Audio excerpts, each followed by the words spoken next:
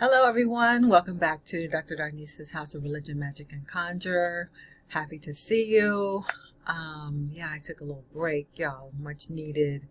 I was on vacation, and so in today's episode I want to share with you a couple of things some of the insights that I came up with and some of the goodies that I bought along the way. I went to my happy place, Savannah, Georgia. I love to go there and do some research on the Gullah Geechee people, our Hoodoo traditions there. And then I took a side trip to Atlanta. Then I went to New Orleans to also investigate, shall we say, some more Hoodoo and Voodoo type of spaces. And, what can I say? Well, as I said, Savannah's my happy place, and I always love it. It's a beautiful city. It's a small city, and I appreciate that living in a big major metropolis like LA. I appreciate being able to go to a small city. But what's interesting is being in a southern city like that, where there's so much history about, American history and the place of African Americans within that.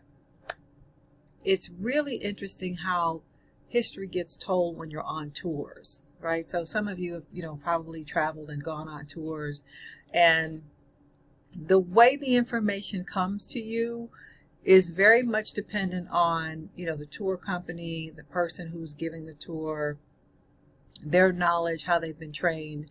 And so what I noticed this time around in Savannah is the tour companies and tour guides are much more specific in terms of talking about the contributions of African people, of enslaved people in particular. When they take you on certain kinds of tours, they let it be known like this was done by the work of enslaved people. This iron work, for example, was done by craftspeople who were African enslaved people.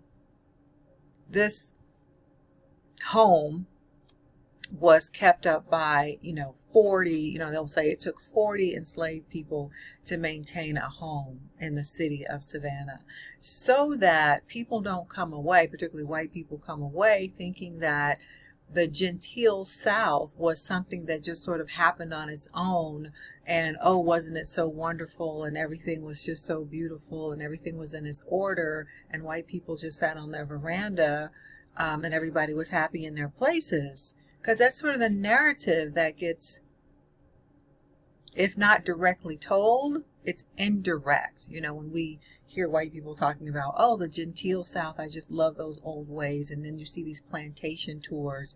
And you're like, I don't want to go on a plantation tour, no. But what I did do was go and see a home that was that has been restored, so you can actually see the ways in which African enslaved people maintained that home. How they ran the kitchen, how they ran the laundry area, the quarters in which they slept. And so I love that kind of history. I love to be able to bring that to y'all and to my students once we start up in the fall again. It's kind of hard history, but it's also refreshing because we get a presentation of an American history that's more accurate. People are up in arms about, the teaching of critical race theory, that it somehow shouldn't be taught in American schools. And it's very interesting to me that white people who consider themselves to be patriots don't want actual American history to be taught. They are thinking that it's divisive. They don't want us to talk about slavery. They don't want us to talk about the slaughter of Native American people at the founding of this nation. Somehow or another, they just want us to skip over those parts. And we're like, really? Where are we going to start the date of American history? When was America founded and how was it founded? We're supposed to just skip over all that. Anyway, I could go on a tangent about critical race theory, but I won't. But I'm just saying it's refreshing to be in a southern city and to go on tours and to hear the perspective of African people included, because we are very much a part of the wealth building of this nation.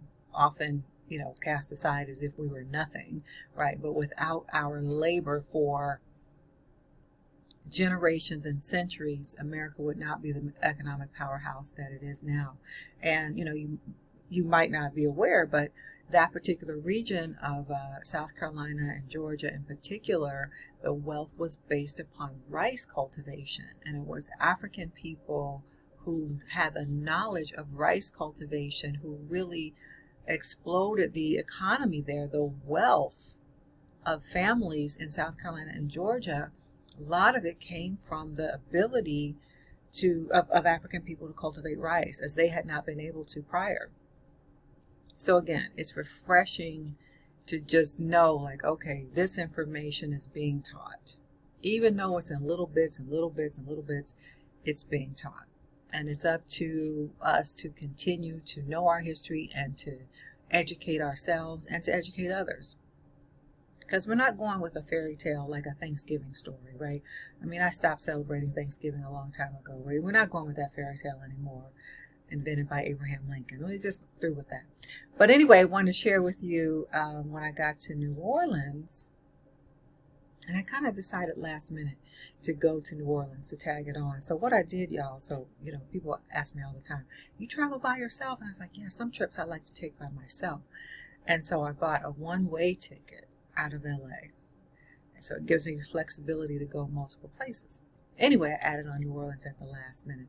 And I've been to New Orleans many times, but I just thought I'll just peek in and get a sense for the hoodoo culture and the voodoo culture there. And when I say voodoo, you may be new to the channel, maybe you haven't heard me talk about voodoo or anyone else talk about voodoo as the religion that it is. It is an African religious system. It is not this scary, demonic set of activities that colonizers have told us that it is. So when I say voodoo, I really mean Vodou, the West African religion, and the term voodoo is really the bastardized version that most people are more familiar with. So I kind of use interchangeably Vodou and voodoo. But Vodou is the official religion. Voodoo is kind of what we have come to know. And New Orleans is a place where there's so much of really voodoo culture because it's so commercial. It's been so commercialized in New Orleans that it's almost laughable. I mean, I was seeing t-shirts with people that it just said, voodoo and have a skull on it kind of a thing. And so in many ways, it's just commercial and fairly meaningless. But underneath that, if you really know where to look or who to talk to, you'll get a sense for the real spirituality that it is, the real religion that it is. And so I did just that. But I wanted to share a couple things that I bought. Well, this is just incense, but I went by this place in the French Quarter called Hex. I don't know if they're showing up forwards for you or not, but the name of the store is called Hex. And, as I went by it, I said, oh no, here's another one. It's very commercial places. And Old World Witchery. It's called Hex Old World Witchery. So if you're in New Orleans, or if you get there, it turned out to be an okay store. I mean, they have a lot of really good items and ingredients for doing all kinds of witchery, I guess I'll say. More than I would have expected. They had a whole section on Vodou, and the Loa. They had a whole section on that. So I was really quite impressed that among the other stuff that they had that was quite commercial, they did, if you know what you're looking for and you know what you're looking at, you could find some real good things there. They had a beautiful altar set up for people to contribute to, like to write a petition paper. So the altar was not to really be disturbed, but it had pictures of people who are deceased, well-known people like Breonna Taylor and George Floyd. It had a lot of people like that, but also some family members of people, I guess. But it was really interesting to note, like, there's a lot of the incorporation of African American people on this altar in the middle of the French Quarter, which is a very commercial, touristy place, right?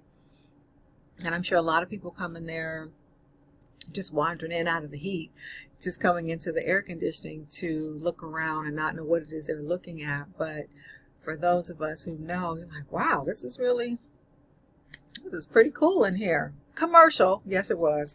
And I got this incense. I didn't get that much out of there, but it had such a great aroma when I went in. I said, what is that? So this is what is this scent? Healing Waters. It matters, you can't really smell it. And then another one called Money Magic. Y'all might want to get some of that. It's green, and as I always say, if you want to do some kind of money spell, you use a green candle, you use green gemstones, and it just smelled really great. And then I went to 2 Black-owned places. Let me see, how long is this video getting to be? Do I need to make a part 2? I went to 2 Black-owned places in New Orleans. One is called Crescent City Conjure. Again, I don't know if you can see that forwards or not, but if you type that into YouTube, you can find his videos on YouTube as well. Crescent City Conjure, and very cute little store on Royal Street. If you're in New Orleans or going to New Orleans, 2402 Royal Street in New Orleans. And you know, again, an authentic place, right? Like, and it even says on here that he does hoodoo and witchcraft. So, you know, some of y'all might be afraid. Don't be afraid.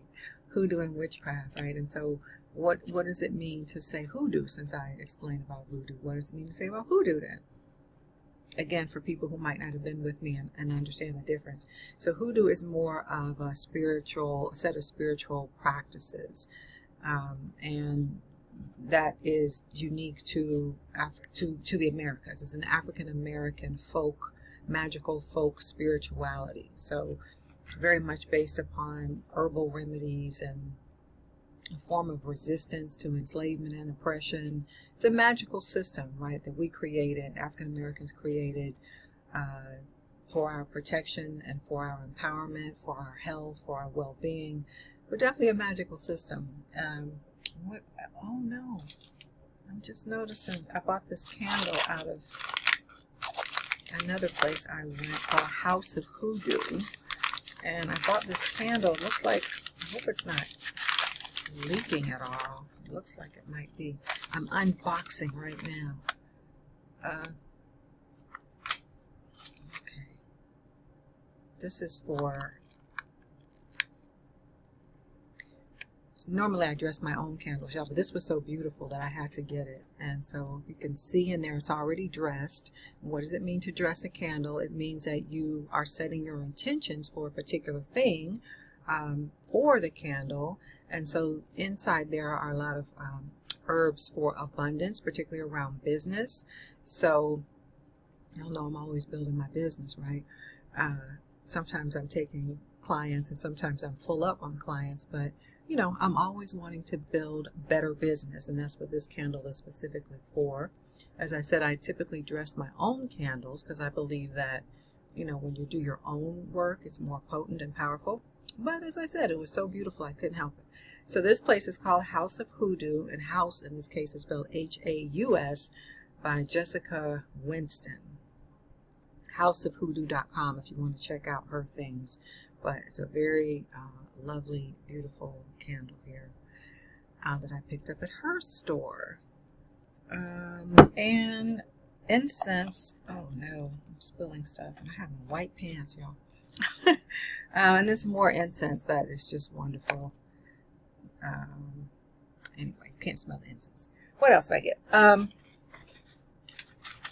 Well, if you're doing some sort of ritual for yourself, you get yourself a figurine candle, right? Don't be scared. So, figurine candles can be used for a whole lot of different things. I suggest, how should I say, focus on yourself in your work. If you're going to do some kind of ritual or working, focus on yourself. So whenever I use this, I'm not really getting ready to use it for anything in particular, but you know, it's nice to have a figurine candle on hand.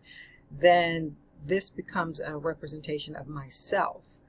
rather than focusing your magic on somebody else and trying to hex someone or do something to someone, of course, those things happen, and people do that with a figurine candle, right? I mean, you could do a lot when you try to represent other people in a figurine candle. There's all kinds of stuff you can do, but I am going to suggest that you focus on yourself and what it is you want to bring into your own life, and you use a figurine that stands in for yourself, so that you're not doing what they call, so that you're not compromising anybody else's free will. They call it baneful magic, when you're trying to manipulate somebody else. And I'm not saying you can't do it. You can do it, but there's consequences typically when you try to transgress somebody else's free will. And think about, would you want that done unto you? So as I show you that figurine candle, what I'm really showing you is that's a way for you to empower your working for yourself, right? Like I always like to say, you're the king or the queen of your own castle, right? So if you're in a figure in your own working, then it's just sort of a statement like, this is me having more success in my business, or this is me, asserting my will so that things go well for me. If you have a healthcare concern or something like that, then this is me becoming healthier. I think you get my point. But you can leave comments if you want to know something else that I haven't covered, if you have more questions about that. And they, in the store, they have candles, like for sex magic, for example, and so figurines that are enmeshed together.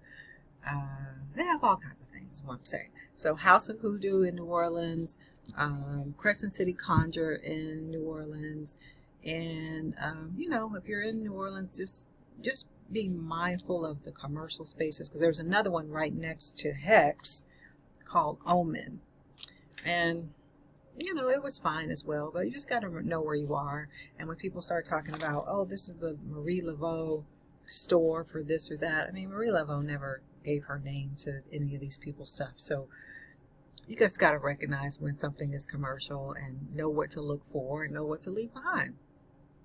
So anyway, I wanted to come on here and say hey again, and I appreciate, last time I said, I did a whole long video and I said, write in the comments if you stayed to the end, give me a long haul if you stayed to the end, or I stayed to the end, or something like that, to let me know that you're here.